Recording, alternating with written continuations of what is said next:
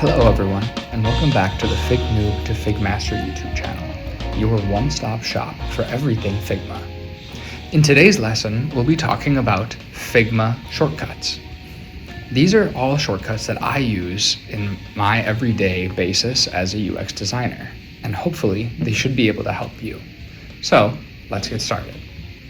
The first one that I want to talk about is the simple copy command. I'm going to be going through all of these, and I'm going to be talking about the Mac controls because that's what I use, but the Windows control will also be on the screen as well.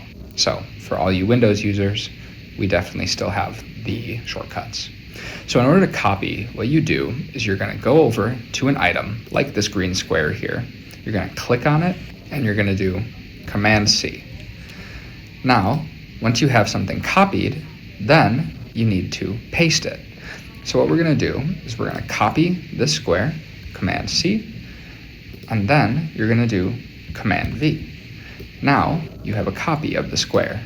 So then if I do it again, so Command-C, click off, Command-V, now I have another one. So for cutting, what you're doing is you're actually taking this one, removing it, and putting it somewhere else. Whereas copying and pasting is making a copy of the original one and just putting the copy somewhere else. So you're never getting rid of the original. Whereas with cutting, you are actually getting rid of the main original one, but repasting that original one somewhere else. So if I do Command X, all of a sudden my square goes away. But if I do Command V to paste, it's back. And it's the same one that it was. So if I go over here and I change the color and I do Command X, and then I click my frame and I do Command V, it's back the way that it was when I cut it. And then another really useful one is undo. This is probably the most useful as a designer because part of our job is to make mistakes. But with that, we're able to undo them when we realize that we want to. So what I'm going to do is I'm going to make a copy of this, Command-C, and then I'm going to paste it with Command-V, and I'm going to put it over here. Now, I don't actually want this over here anymore, so what I'm going to do is I'm going to click Command-Z, Command-Z, and it goes away. So every single time that you make any sort of action, you can click Command-Z and it'll go one at a time through all the actions that you've done. So if I click here and I copy it, and then I paste it, and then I move it, that was 3 actions right there. Copy, paste, move. Now, when I click off of it, that's a 4th action.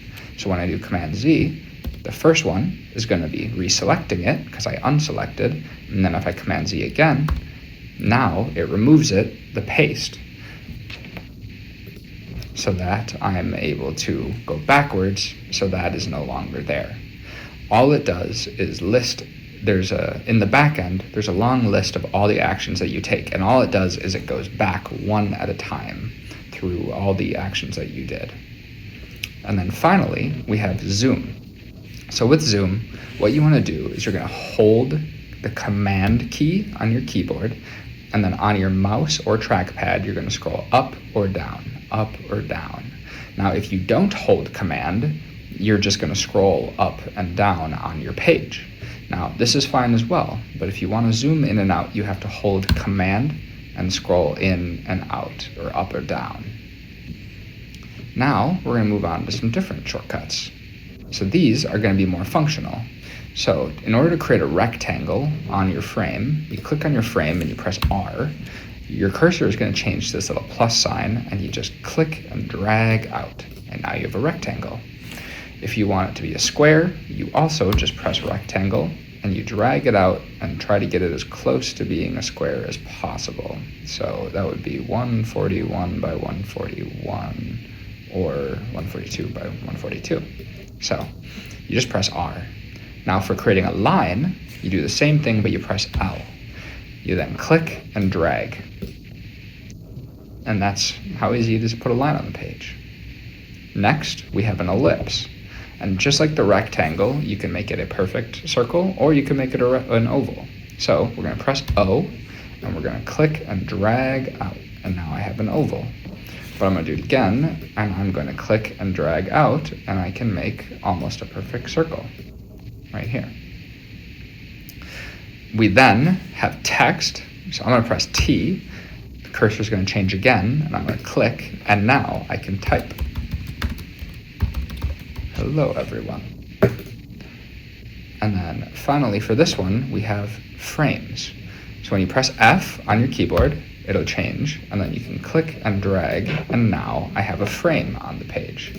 I'm going to change the background a little bit, and then I'm going to click, and then I'm going to type O, and I'm going to draw a circle, and I'm going to put it in my frame.